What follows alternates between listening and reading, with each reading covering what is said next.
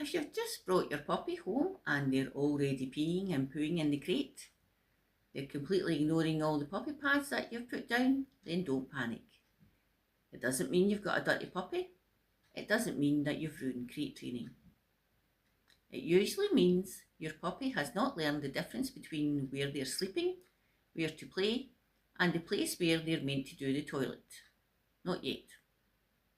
In this video, I'm going to walk you through how to toilet train your puppy in the first few weeks, especially if you feel overwhelmed with all the accidents happening over and over again the second you put your puppy in the crate or take your eyes off them. The first thing you want to understand is that a very young puppy is basically like a wee baby. They do not come to your home automatically knowing that the outside is the toilet. The crate is for sleeping and your whole house is off limits. That is something we have to teach them clearly, consistently, and without making everything confusing. A lot of owners panic because they think my puppy is choosing to do this. Usually they are not. Usually they are repeating what feels familiar, what smells familiar, and what they have already learned before they came home to you.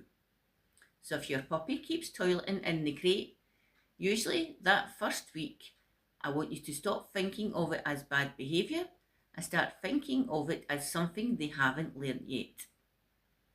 You might be asking, why do puppies toilet in their crate?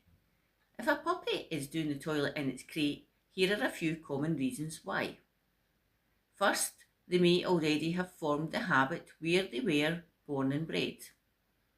If they were toileting on bedding, rugs and soft surfaces before they came to you, they may now associate soft material with where to go to the toilet. Secondly, the crate may feel like a bathroom to them. It may simply feel like a small enclosed area, much like a cat might go to a litter tray. Please like and subscribe.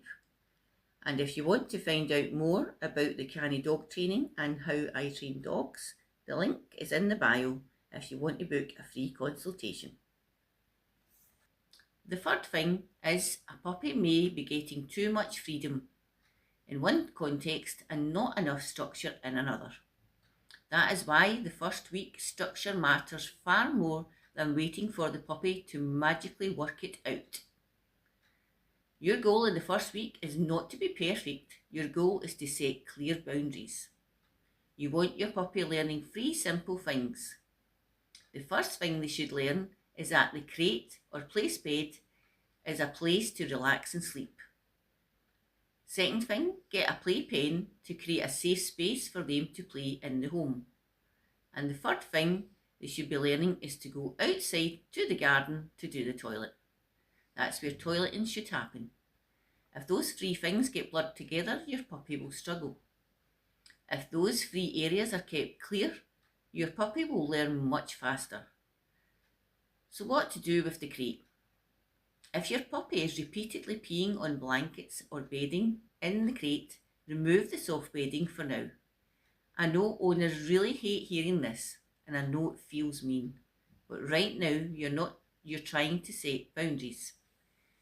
You're trying to stop the puppy rehearsing the wrong habits. If the blanket or bedding has become part of the toilet routine, keeping it in there is keeping the problem going. So strip it back, make the crate simple, make it a quiet sleep space, not a soft, absorbent toilet area. That doesn't mean you have to do that forever. It just means for now you remove the thing that may be triggering or holding on to that habit of peeing in the crate. Next we'll discuss why we use a playpen differently from a crate. This is where a lot of owners get stuck. The crate and the playpen should not do the same job. The crate is for sleeping, resting and calm down time. If you're going to use a playpen, use it when they're awake. When you can't be there to supervise them, that's where they can go. And if you're using pee pads or washable absorbent liners temporarily, this is an appropriate place to put them to confine any accidents. So instead of giving your puppy the whole house to run about, give them a separate safe space to sleep, play and toilet. In the first week, I would keep the routine extremely simple. Keep taking your puppy out to the garden every hour during the day when they can as a starting point. Then as your puppy gets older, they're going to build up a tolerance and you can gradually stretch that time out. If you catch your puppy in the act, keep it simple. Interrupt gently saying no once in a calm but clear, firm tone, then take them straight outside. Another common frustration I often hear from owners is, I stood in the garden for ages and my puppy did not do nothing. Then I brought them in and they went and did the toilet immediately indoors. This happens, it's happened to me, it's frustrating, but it's common in the first weeks. When this happens, do not think of it as stubbornness or stupidness. It's like a wee baby. Often it just means the puppy has a stronger urge indoors than outdoors. You're still in the beginning of the teaching phase. Use the playpen to create a safe space.